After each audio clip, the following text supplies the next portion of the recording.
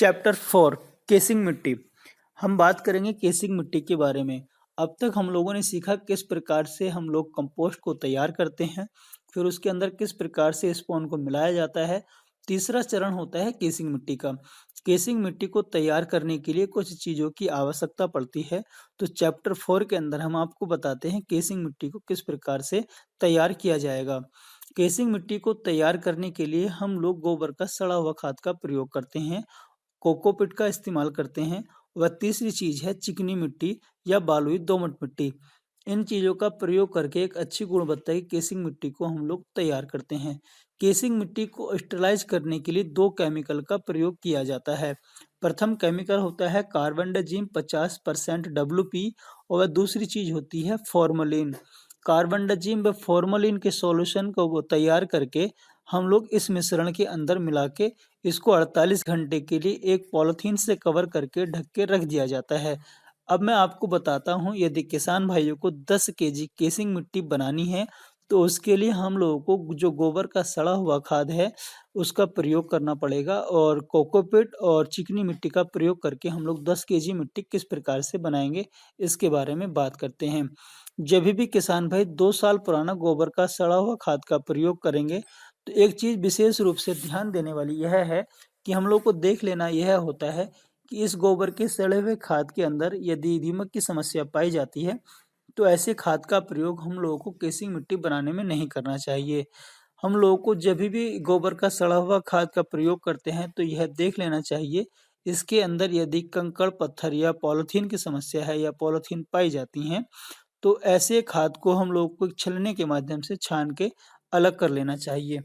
अब हम बात करेंगे 10 केजी केसिंग मिट्टी के बनाने के लिए किन किन चीज़ों की आवश्यकता पड़ती है।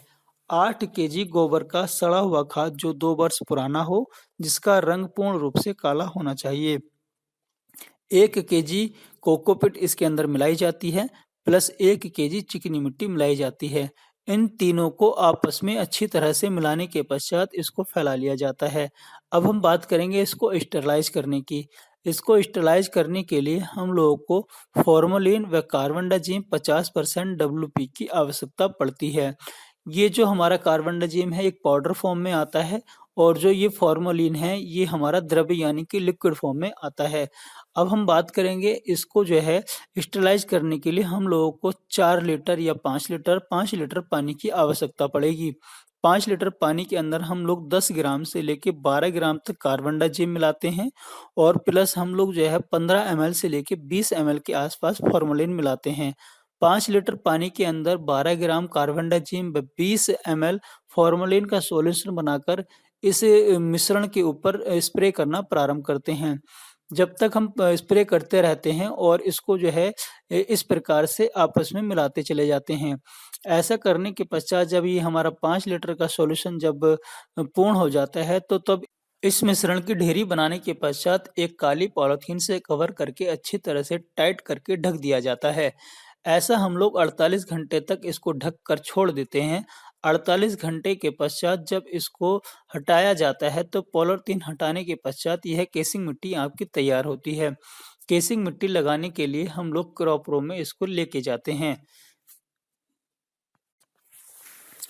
जब हमारी केसिंग मिट्टी बनकर तैयार हो जाती है तो इस केसिंग मिट्टी को बैग की ऊपरी सतह या शेल्फ की ऊपरी सतह पर 1 इंच की मोटाई के हिसाब से लगाया जाता है। जब हम लोग केसिंग मिट्टी को लगाकर तैयार कर देते हैं तो इसका जो माइसीलम है वह 15 दिन के पश्चात इस केसिंग मिट्टी को उभरते हुए मशरूम में तब्दील होकर परिवर्तित हो जाता है। केसिंग मिट्टी लगाने के ठीक 15 दिन के पश्चात हमको मटर मशरूम मिलना प्रारंभ हो जाता है।